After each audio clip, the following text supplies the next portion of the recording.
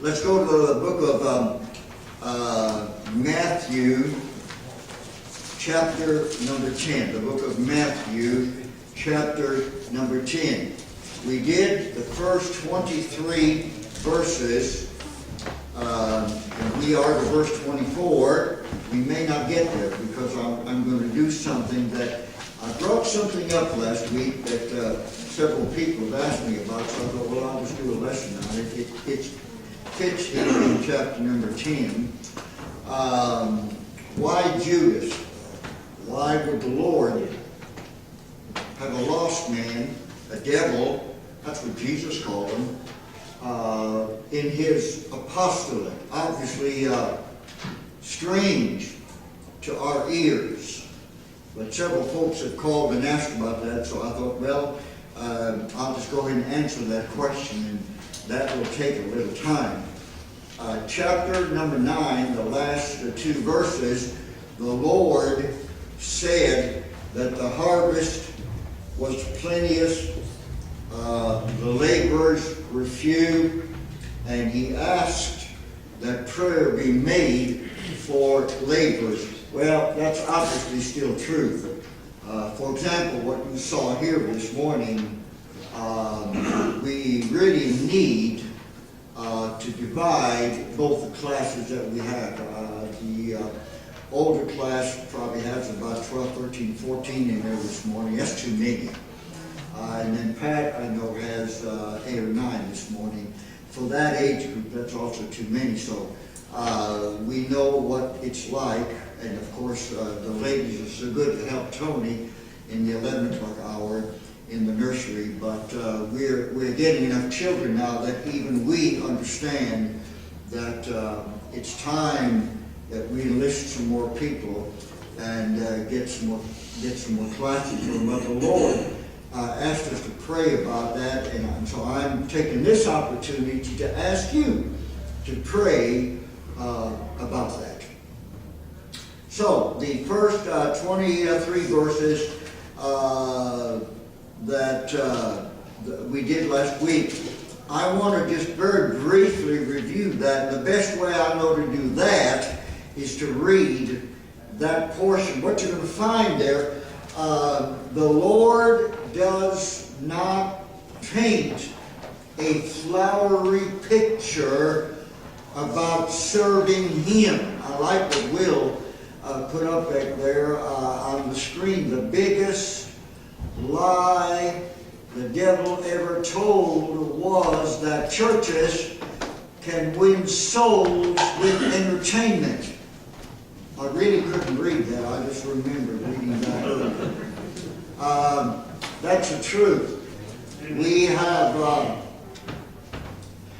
and to us, church is a wonderful experience. I'm not sure that fun is the right word, but we do have fun here. We do love coming to the house of God. We love seeing our friends. Teasing Mike. Do what? And teasing Mike. And teasing Mike, amen. Well, I'll tell you what, you just, poor soul, just can't get a break, can you? But don't feel too sorry for Mike, because he gets even. Mike never gets mad, but he does get even once in a while. But to us, this is a wonderful place, amen. But all of us understand it's the house of God. We come to worship. And the Lord never intended for churches to be entertainment centers.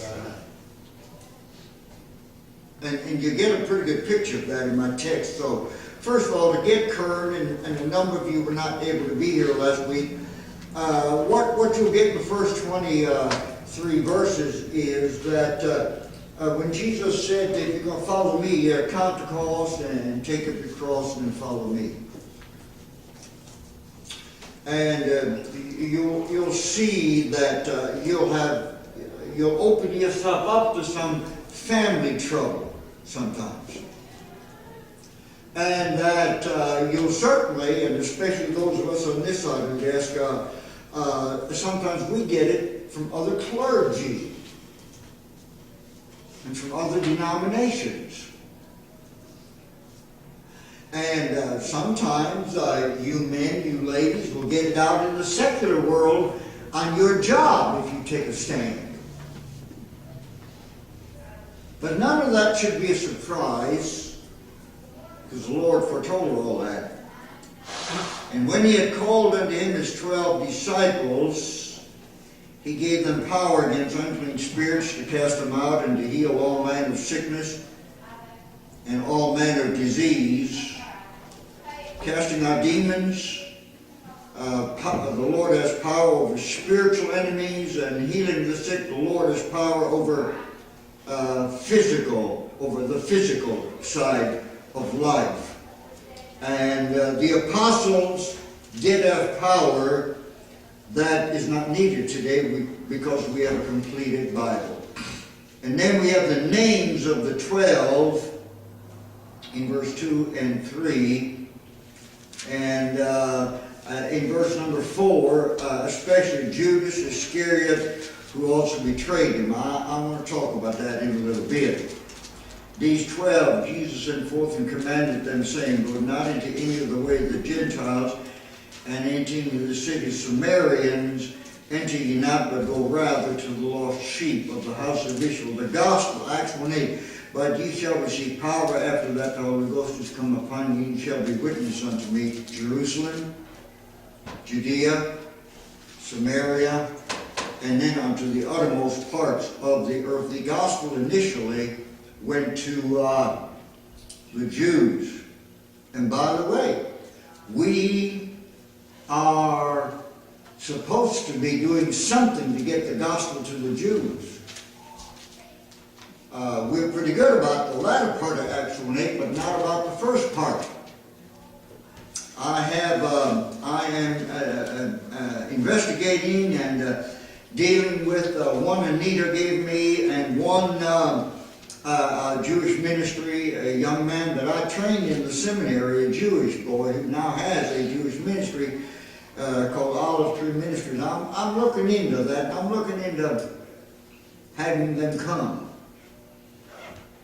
to do a message on the tabernacle. Not to bring us back to Judaism, but to show that the gospel first went to the Jews. And really, we should be having some input into reaching Jews for the Lord Jesus Christ. So, that's something we're looking into. And as you go preaching, the kingdom of heaven is at hand. A very, very misunderstood verse. There are those who say that we are now in the kingdom. And this is the verse they use it. We understand when you and you could make that case if you take this verse out, but if you leave it where it is, and then take the rest of the New Testament with it, you find out that didn't happen. And that's not going to happen till Jesus comes back again. The ministry was not minimized at this point. It was greatly enlarged after this point to include us Gentiles. They're supposed to heal the sick, cleanse the lepers, raise the dead, cast out devils. Freely you have received, freely give. That was apostolic authority. Provide neither gold nor silver nor brass in your purses. It's interesting, they didn't have anything. They just literally lived from day to day. Nor scrip for your journey, neither 2 coats, neither shoes, nor yet staves, for the workman is worthy of his meat. The Lord had 2 intents there. The servants of the Lord are not to burden themselves down with material things. We're supposed to live simple, plain, humble lives. Now, you understand, if you listen to the electronic church, you're hearing just the opposite.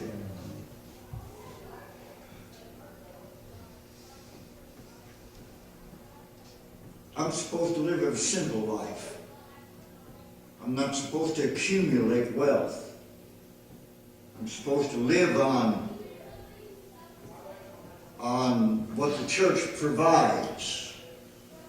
If a pastor does have to work outside the church, which 7 out of 10 do, It's supposed to be something simple. Let me tell you something, I've seen dozens and dozens and dozens of pastors in my life who've gotten very wealthy. And two things happened. Number one, they destroyed their churches, and number two, they left the ministry. Because Jesus said nobody can serve two masters. Now, I do not believe in a poverty vow, like the Catholic Church makes their priests do. There's not a verse in the Bible to substantiate that. But men who serve the Lord, that's got to be it. And if that means we drive an old used car the rest of our life, so what? If that means we wear clothes that somebody gave us, like I have on this morning, so what? Do I really look that bad this morning in a given coat? And if I do, y'all do something about it. But, you know, I mean, we've got this all wrong. The preacher is supposed to live in the nicest house in town. And preacher is supposed to wear $500 suits. And preacher is supposed to be driving a new Cadillac. No! Nothing wrong with driving a Cadillac. For you, it would be for me. Sends the wrong message. So, I think that there's a lot of stuff being preached today that just isn't right. Y'all remember Jimmy Baker? Jimmy and Tammy Faye Baker, you remember her? Bless her heart, she's gone. Jimmy Baker, one time I heard him say this on one of the shows. He said if Jesus had a Rolex, if somebody gave Jesus a Rolex watch, he'd wear it. No, he wouldn't. He'd sell it and give the money to the poor. For crying out loud. Okay, that's enough of my spell. Let's go on. Verse 11. And into whatsoever city or town ye shall enter, inquire, whoever is worthy there abide till you go thence, and when you come into a house, salute it, and if the house be worthy, let your peace come upon it, but if it be not worthy, let your peace return to you, and whosoever shall not receive it or hear your words when ye depart out of that house or city, shake off the dust off your feet. Verily I say unto you, it shall be more tolerable for the land of Sodom and Gomorrah in the day of judgment than for that city. Those were the days of no Holiday Inns. Those were the days of no 7-Elevens. Those were the days of no Jake and Dorothy's. Miss Shirley. So if a preacher traveled, he had to find a family in the town he was going to that was Christians and would put them up.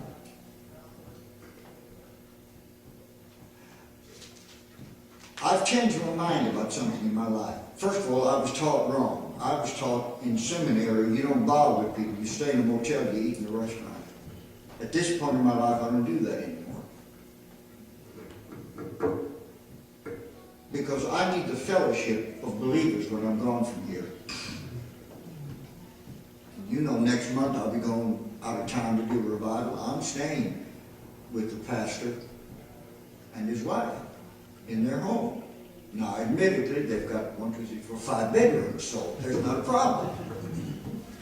But I don't do the motel thing anymore. First of all, it's too lonely. Number two, you can't have fellowship that way. And you eat in a restaurant, you can't have fellowship. And you rob the church of where you're going of the privilege of having a part in somebody's ministry. You're really robbing the church and the people of the church of a blessing. And I've gone so far in the other direction now. My first night that I'm gone, I'm going to be in Hobbs where I pastored. I'm taking a cot with me, and I'm going to sleep in the church over there in one of the Sunday school rooms and spend time with that pastor that now has the church, who's having a terribly hard time and needs the encouragement. So I've in my life, I admit it, I've done a complete flip-flop. When I travel, I try to find folks that need encouragement. And find churches that need a blessing and need to be a blessing. So some of the old pattern, obviously, is still good. Now, verse number 16. Behold, I send you forth as sheep In the midst of wolves, be ye therefore wise as serpents and harmless of doves. Harmless as doves. To be a servant of the Lord, you got to have a little common sense. You've got to have a head on your shoulder. You've got to put yourself out there enough to be an effective minister, but not so far out there that you make yourself a sport of every negative person against the church. Take some common sense. First of all, doves are loving, gentle animals. A servant of the Lord has to be kind, gentle, and loving. And then wise as serpents.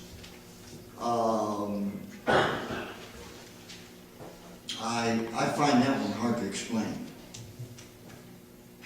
Not be a serpent. Obviously, you don't want to bite anybody. You want to take care of people. But you got to be smart. But beware of men. We're talking about unbelievers here. For they will deliver you up to the councils, and they shall scourge you in the synagogues. So we're talking about religious men here. And ye shall be brought before governors and kings for my sake for testimony against them and the Gentiles. But when they deliver you up, take the thought how or what ye shall speak, what shall be given you in that same hour what ye shall speak.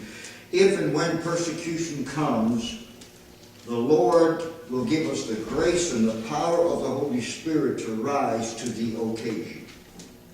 That's the promise. For it is not ye that speak, but the Spirit of your Father which speaketh in you. By the way, for me, that's both every time I get up here.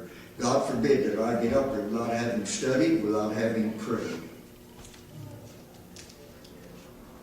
That would be a bad deal. One of the terrible things that has happened in the pastorate of the 21st century in America is that most men get their sermon off the computer. That's a fact, by the way. That can be verified. And it doesn't work. Now, it does make it a lot more convenient for the preacher. I've got friends that run all week, and Saturday night they run to the computer. There are more outlines and sermons on the computer than I could preach in the next 100 years. The problem is there's no spirit in them. There's only one way you're going to have spirit in teaching and preaching, and that's to spend your week in the Word of God and prayer.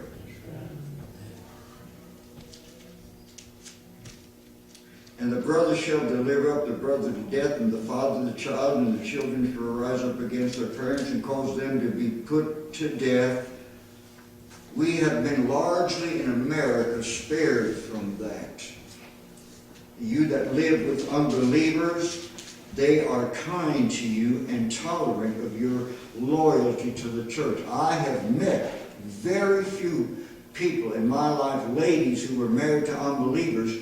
Very few. I can't remember more than 3 or 4 more times in my whole life where the unbelieving husbands of believing wives objected to their wives going to church and tithing to the church. I've not met but 2 or 3 or 4 in my whole life, and the same thing the other way around, where men got saved and the wives were not. I've never, to my knowledge and my remembrance, had a wife pitch such a fit who was lost that her believing husband got in church. I'll tell you what had happened though, a little humor here. I've had wives pray for husbands to be saved. And then they got saved in answer to their prayer and by the grace of God. And man, they got active in church and giving and doing, and the wives then resented it. People. Go figure. And ye shall be hated of all men for my name's sake. So there is general persecution. So you got family, you got religious, and you got general persecution. But he that endureth to the end shall be saved. And of course, you can't take that little statement, he that endureth to the end shall be saved. You cannot make a doctrine out of this, because if you take this out of the Bible, it means if you stumble between now and dying, you've lost your salvation. That's not what it says. when you study all the other scriptures, this simply means we have an obligation. Once you make a commitment to Christ, you have an obligation to follow through to the day you die. And by the way, God will give you grace to do that. God will not ask you to do something that you cannot do. Amen? But when they persecute you in this city, flee to another, for verily I say unto you, ye shall not have gone over the city of Israel till the Son of Man be come again. That verse has been grossly distorted, that we're in the kingdom of heaven now, and that began the day Jesus went back to heaven. No, this was postponed, and someday I will do the book of Romans, and when you get to Romans 9, 10, and 11, all of this is clearly explained.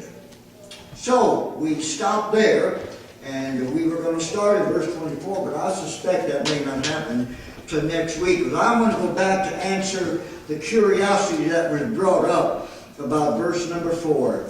Judas Iscariot, who also betrayed him. Now, I want you to turn over there to John 6. This is recorded in more than one place, but I want to, why was there a Judas? What was the purpose of that? And the reason I'll do that is because there are some modern lessons, applicable lessons for us. In John chapter number 6, I'm going to read verse 67 to 71. John 6:67. Then said Jesus unto the 12, We also go away. Then Simon Peter answered him, Lord, to whom shall we go? Thou hast the words of eternal life, and believe and are sure that thou art the Christ, the Son of the living God. Jesus answered them, Have not I chosen you 12, and one of you is a devil?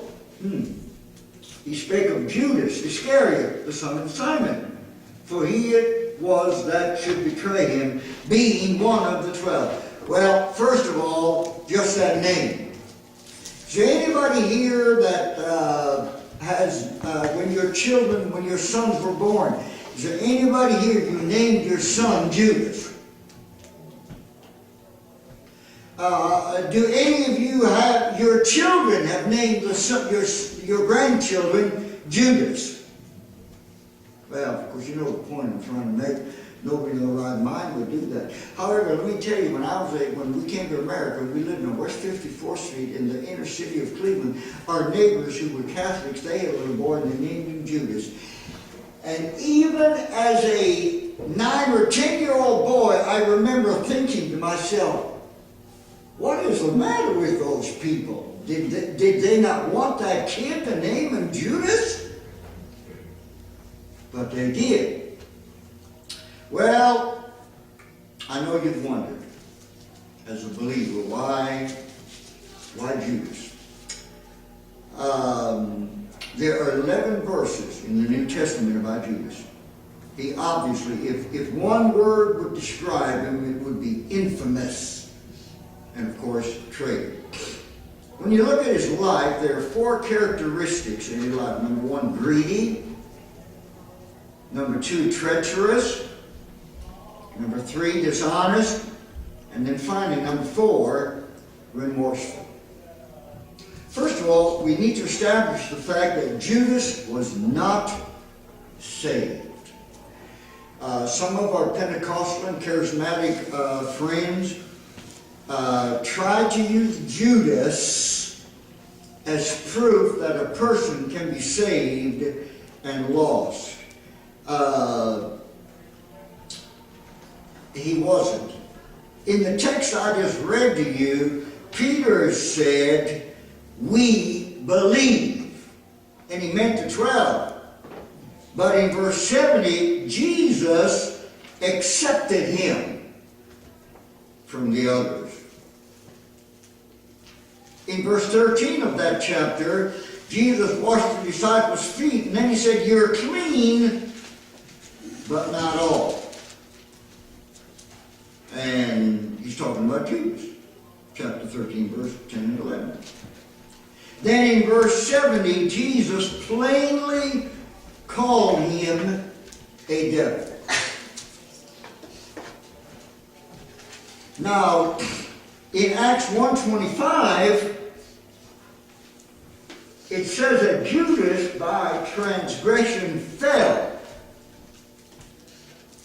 Well, he didn't fall from salvation because he didn't have any. What he fell from was ministry and apostleship. He fell from ministry and apostleship. And then Jesus in John 17:12 calls him a son of perdition. So clearly, if you take the Bible at face value, if you take what Jesus said about Judas, he was not saved. So why was there an apostolate in there? Why was Judas in the apostolate? Now, the short answer, and I'll explain that because this may seem a little crude and abrupt, but the short answer is because God said so. And every word of God has to be fulfilled. Where did God say so? Twice in the Old Testament. Psalms 41, verse 9. Psalms 41, verse number 9. Yea, mine own familiar friend, in whom I trusted, which did eat of my bread, hath lifted up his heel against me. First of all, there was an immediate fulfillment, and then there was a long-range fulfillment. The immediate fulfillment was David, who had a counselor by the name of Ahithophel, who betrayed him, turned against him, and defected over to the camp of his rebellious son, Absalom. Secondly, it is recorded in Psalms number 55, verse number 12. Again, this makes reference to David's friend Ahithophel, but it is also prophetic about Judas betraying Jesus. For it was not an enemy that reproached me, then I could have borne it. Neither was it he that hated me, that did magnify himself against me. Then I would have hid myself from him. But it was thou, a man mine equal, my God, mine acquaintance. We took sweet counsel together and walked into the house of God in company. That is prophetic of Judas betraying Jesus. Now, let me say this, personal word of testimony. To me, personally, as a pastor, as a preacher, as a member of this church, as one of you, not above you, as one of you, as Peter plainly explained in one of his books. The hardest thing to me has always been and will continue to be to the day I die to have someone in the church. Good people. They labored with you, they were your friends, they were active. And then something happens and they get completely upside down and leave the church mad. To me, as a pastor, as you know, I've got the same feelings y'all do, amen? To me, that is the hardest thing to bear. I mean, if this church burned to the ground and we had to go, at my age, go through the difficulty of rebuilding this, that would be as nothing compared to having worked with people and then something goes wrong and they leave mad. That's tough.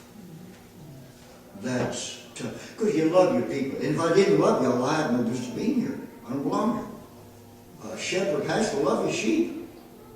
But boy, when one of them turns out to be a goat, that's tough. Well, Jesus was all God, but he was also all man. And this was tough. So what can we learn? Romans 15:4. That's how the things were written aforetime were written for our learning.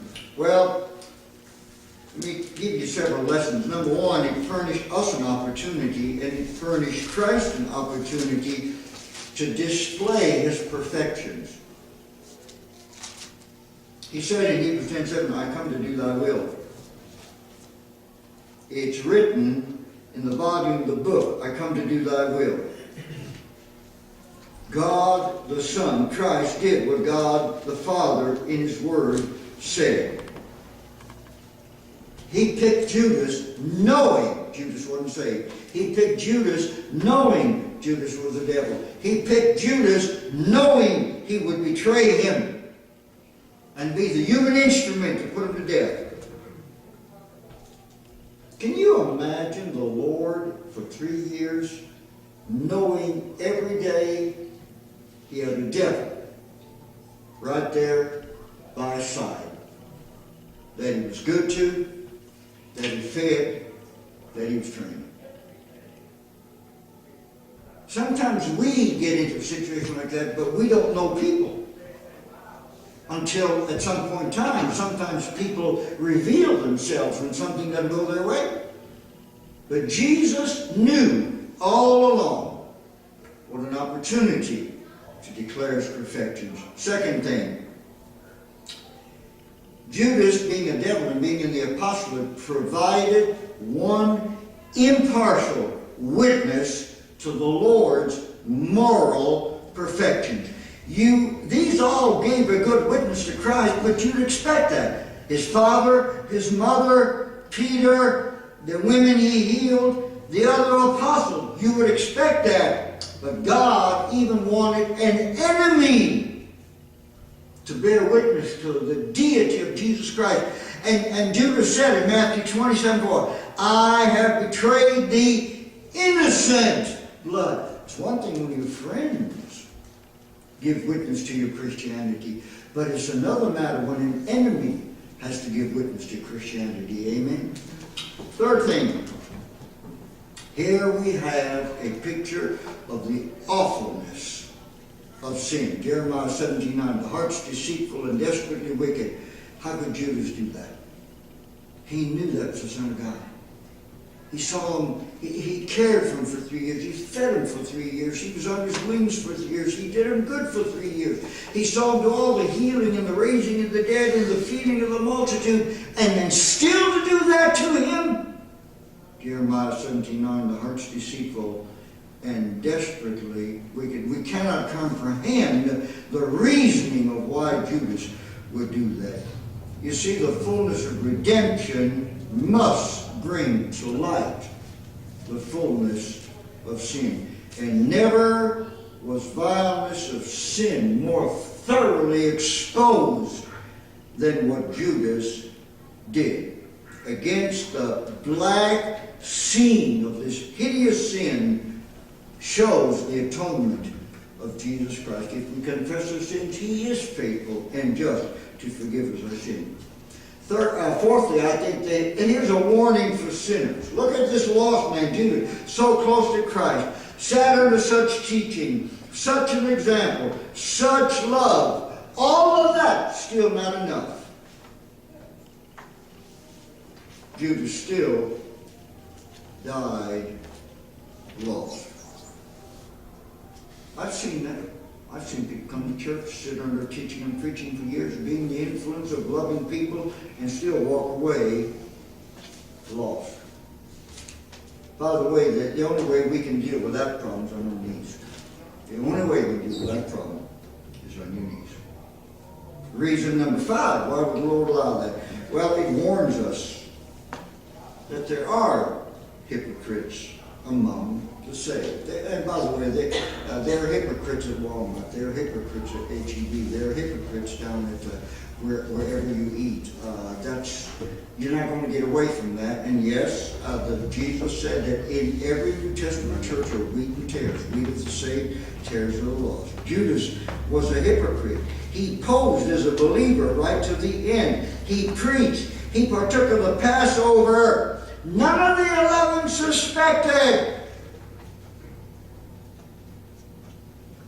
So we have to be on our guard as believers. We have to be much in the spirit of prayer.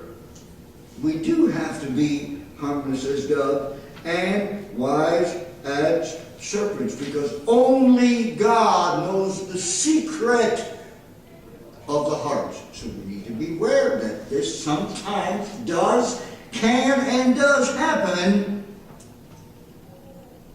even in church life. And then number 6, we have to learn that a devil, a lost man, can be among God's servants. Preachers can be lost. As a matter of fact, this is my thought on this subject. Since now less than 50%, give or take about 40% of the men and women that are in the pulpits of the churches in America this morning believe that the Bible is all the Word of God, believe in blood atonement, believe in salvation totally by grace. Then how can they be saved? They can't. If you don't believe in salvation by grace, by the shed blood of Jesus Christ, and you don't believe the Bible is all the Word of God, you can't be saved. Yet over 50%, almost 60% of the men and the women in the pulpits of America today don't believe that. So our pulpits are filled with lost people. False prophets, Jesus said. False apostles, Jesus said. Ministers of Satan, Jesus said that in Matthew 7. And then finally, number 7,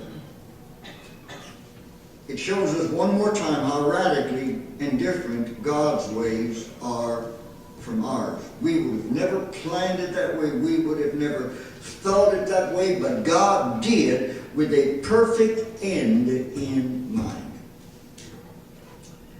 There are a lot of reasons why sometimes trouble comes to a church. But I can tell you one for sure.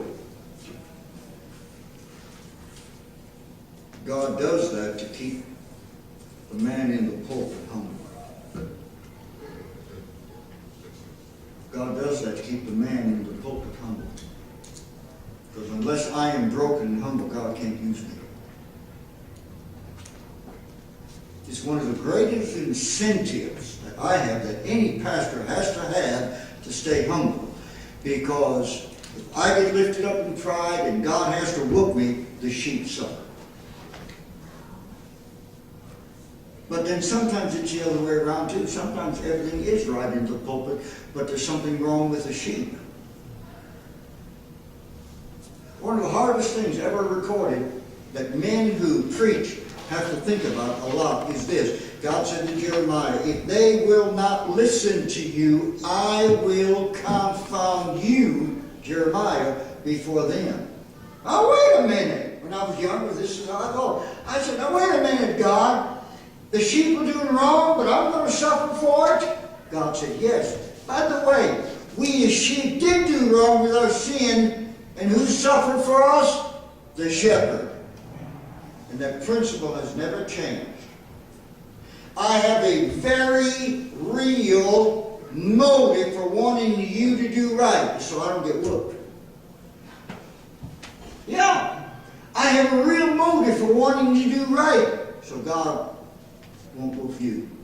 We have a vested interest to all stay humble and pray for each other. Amen.